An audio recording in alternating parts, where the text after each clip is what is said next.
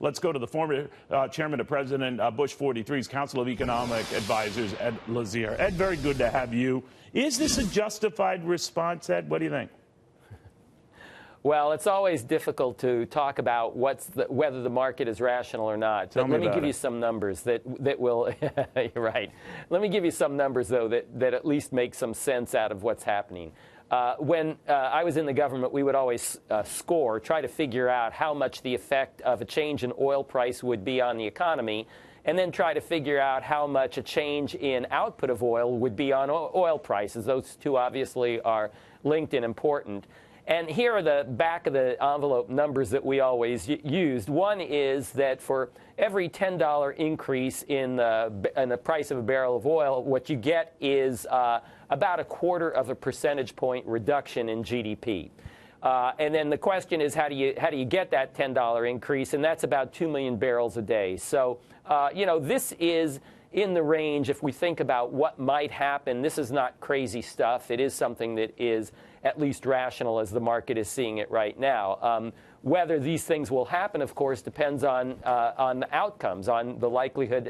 I listened to your last segment. All of those points are completely relevant. It depends on how we react, what we learn, what we decide to do, what they decide to do, and so forth. But if there were a reduction in the supply of oil to the world, the kinds of numbers that we're seeing are not out of line. It's interesting because China, I'm thinking, is looking at this and saying, well, at least we're not in the news. Yeah. At least no one's talking about us, right?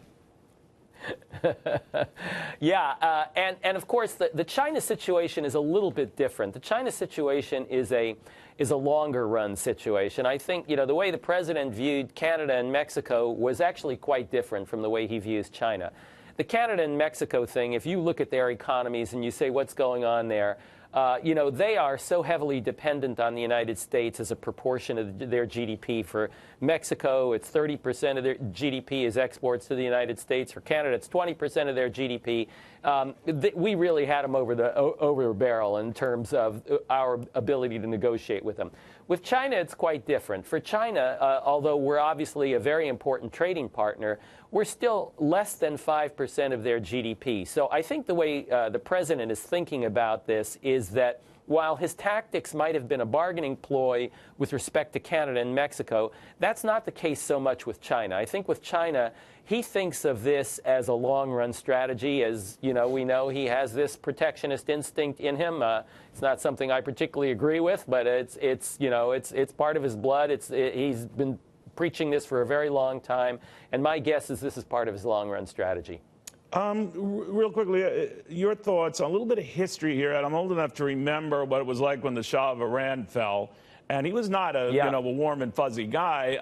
There were revolts within the kingdom, and then we just abandoned the guy, and we know who came after him. And I'm wondering, be careful what you wish for. You just might get it. What do you think? Yeah, well, that's obviously true. And our relationship with all of the Middle Eastern countries has always been complicated.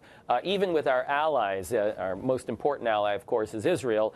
And even that relationship was complicated. If you think about the Israeli-U.S. relations during the Obama term, certainly wasn't exactly rosy. So it's always a difficult situation. This was not part of my portfolio when I was in the Bush administration, but obviously there was a lot of stuff going on, and I certainly remember the difficulties that President Bush had and all of us had in terms of figuring out ways to deal with it and in the way that would be most effective for the United States and also for the rest of the world community.